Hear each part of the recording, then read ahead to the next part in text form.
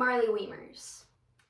Take thee, Marty McFly from Back to the Future, to be my lawfully wedded husband, for better or for worse, in sickness and in health, to love, to cherish, until death do us part. I do. Blah, blah, blah. Holy matrimony. Marty McFly, you may now kiss the bride. Yeah, when I was younger, I was obsessed with planning my wedding, and this is exactly how I saw it going. At this point in my life, I had no idea that Marty McFly is actually Michael J. Fox, and that Michael J. Fox is actually 40 years older than me, and already married. I actually didn't find this out until I was around 7 years old. I professed my love for Marty McFly to my father, who proceeded to laugh at me before showing me a picture of what 50-year-old Michael J. Fox looks like. Spoiler alert, it's nothing like Marty McFly. Tough day. When I did eventually find this out, I felt crushed. The wedding that I had worked so hard on planning seemed to have slipped right through my fingers. I felt completely disillusioned, as my expectation that Marty McFly and I would live happily ever after was absolutely blown to smithereens. Merriam-Webster describes this feeling of disillusionment as the condition of being dissatisfied or defeated in expectation or in hope. Rather unfortunately, this is a sort of common, if not entirely unavoidable part of growing up. And it's not always something that we can walk away from quite as easily as I walked away from the whole Marty McFly debacle. But just because disillusionment really just is this unavoidable part of growing up, doesn't mean that we can't fight against it and its negative impacts. Thus, to combat these negative impacts of childhood disillusionment, I propose that first we take a deeper look at how these feelings really start to manifest themselves in childhood, before next we take a walk down the aisle and look at a specific example of how these feelings from childhood can follow us into adulthood, before finally the time will come where we say I do to finding a solution, to fight against these negative impacts of childhood disillusionment. As kids, we start off as idealists of sorts. We have these super crazy plans and beliefs, these massive dreams, and this optimistic expectation that nothing bad will ever happen to us or to our loved ones. You know, the whole unicorn and rainbow perspective. Unfortunately, as reality starts to play a bigger role in our lives, we begin to realize that frankly bad things happen to everyone, even those who we love. According to psychologist James T. Webb, in his article When Bright Kids Become Disillusioned, this newfound awareness of reality can come from rather unavoidable things, such as simply going to school, an activity which forces kids to enter the often cruel world outside of their dreamlike expectations. In school, kids become disillusioned when they are introduced to their peers, who tell them that they can't actually marry the main character from a 1980s movie. Additionally, kids are introduced to bullies, who show them that not everyone in the world has good intentions. Consider the whole unicorn and rainbow perspective entirely shattered at this point. Second graders can be really mean. I still have nightmares sometimes. Thus, disillusionment really just is this natural part of growing up. If you've ever been to school, if you've ever had a dream not come true, if you've ever set expectations for yourself, others, or the world as a whole that haven't been met, you've been disillusioned. This can be heartbreaking, as we find ourselves straying away from dreams and expectations that aren't guaranteed.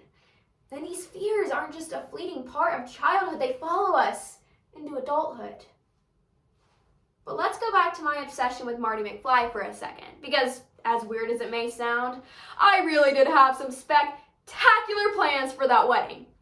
Parts of these spectacular plans included this big, beautiful white dress just covered in rhinestones, a colorful bouquet of roses, and, of course, my dad walking me down the aisle.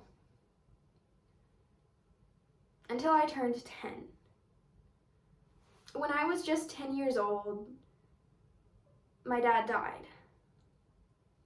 And my first question to my mom after I found out, who's going to walk me down the aisle? To this day, I can't really see myself getting married.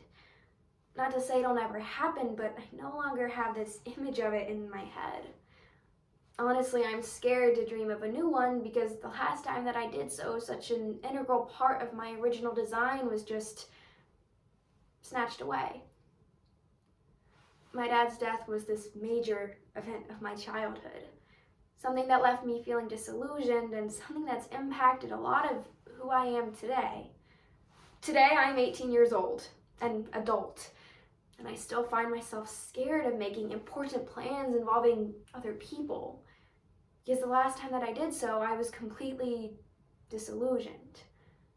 Thus, although disillusionment is something that oftentimes begins in childhood, with these initial introductions to life-shattering events and reality itself, the impacts that it has on us can follow us into adulthood.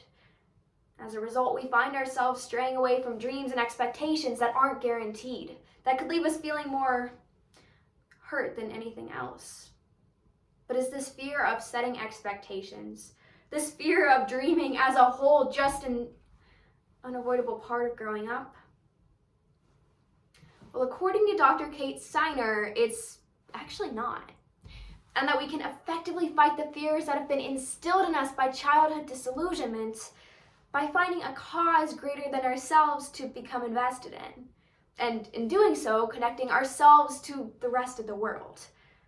According to a study run by UC Berkeley, there are several steps that we can follow on this path to finding a greater cause. Step 1. Focus on finding and cultivating gratitudes in your everyday life. For me, I have this little yellow notebook that I carry around with me wherever I go. Whenever I see something that makes me feel happy or grateful, I write it down, thus further connecting myself to the world as a whole. Literally the other day, I wrote down freshly vacuumed carpet. It can be as small as that. You just have to be consciously processing this feeling of gratitude. Step 2. Focus on finding and building a sense of community. This sense of community can come from literally anywhere. For example, a group of individuals who enjoy spending their Saturdays standing in empty rooms and talking to computer screens. If you're into that kind of thing. When we do this, when we connect to this larger group, we feel more connected to the world as a whole by mere extension. Step 3. Acknowledge the obstacles that you have faced, the hardships that you have overcome, and share your story.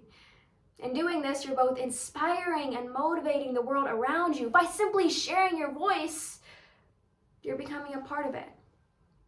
Now, I'll be the first to admit that all of this stuff about fighting deep-seated psychological childhood disillusionment, something that's oftentimes rather traumatic, by finding your place in a larger world sounds absolutely insane.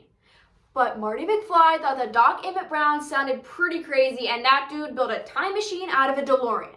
So I don't have the crazy white hair. I don't have the PhD thing down quite yet, but still hear me out on this. Oftentimes, when we've been disillusioned, we become scared. For me, I was disillusioned by my father's passing, and I developed this fear of relationships. But when we place this fear in the scope of a larger world, it just seems so small.